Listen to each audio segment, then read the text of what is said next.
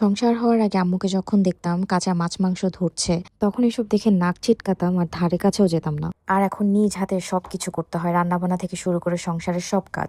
আজকে রান্না করব বিফ বিরিয়ানি, আর ঈদের আগের দিন কি কি করলাম সেই সব কিছু নিয়ে আজকের ভিডিও। হ্যালো, আসসালামু আলাইকুম সবাইকে, আশা করি সবাই ভালো আছেন। আমি আলহামদুলিল্লাহ ভালো আছি। Welcome to my another vlog from my page Zarin Tanha. যদিও ঈদ চলে গেছে, বাট আমার ভিডিওটা আপলোড করা হয়নি ব্যস্ততার কারণে। তারপরও ভাবলাম যেহেতু ভিডিও করেছি আপনাদের সাথে শেয়ার করি। এখানে ইংল্যান্ডে আমরা সৌদি আরবের সাথে রোজা এবং ঈদ পালন করি। তো ওই দিন ছিল আরাফার দিন এবং পরের দিন আমাদের কোরবানির ঈদ ছিল। তো আমি ভেবেছিলাম যে ওই দিন আমি রোজা রাখবো, বাট আমি উঠতে পারি নাই, সেহরির জন্য রোজাটাও রাখা হয়নি। রোজা তো রাখতে পারি নাই। পরে ভাবলাম যে সব কাজ টাজ শেষ করে শাওয়ার নিয়ে দেন নামাজ পড়ে একদম মাগরিব পর্যন্ত জিকির করব, আল্লাহর কাছে ইচ্ছা মতন চাবো, কারণ এই সুযোগ তো আসলে হাতছাড়া করা যায় না। আর ওই দিন ছিল প্রচন্ড গরম, আমাদের ইংল্যান্ডে তো হিট ওয়েভ অ্যালার্ট করা হয়েছিল। যদিও টেম্পারেচার ছিল 31 ডিগ্রিজ, তারপরেও মনে হচ্ছিল যে বাংলাদেশের 46-47 এরকম লাগছিল আর কি, ফিল হচ্ছিল।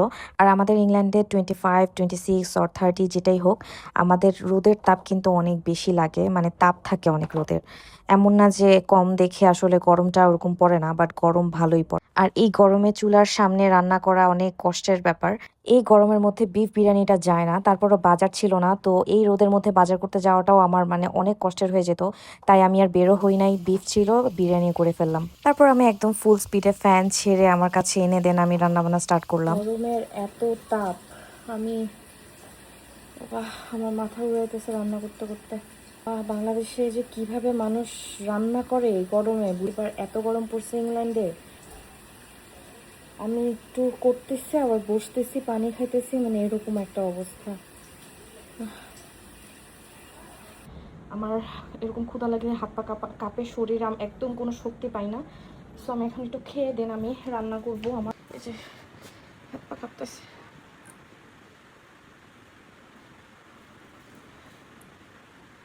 খাওয়া দাওয়া করে একটু রেস্ট নিয়ে ঠিক হয়ে দেন আমি বাড়ি চলে গেলাম, কারণ বাসায় লেবু ছিল না, টক দইও ছিল না।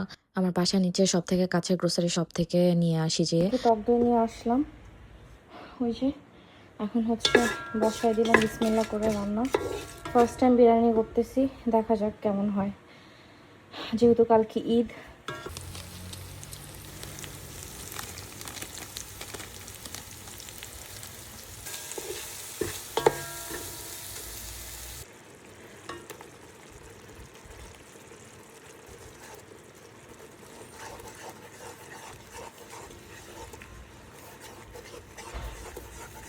বিরিয়ানিটা বসায় আমি বাসা ক্লিনিংয়ের কাজ স্টার্ট করে দিলাম, কারণ ঈদের আগে তো একটা ডিপ ক্লিন করতেই হয় বাসার।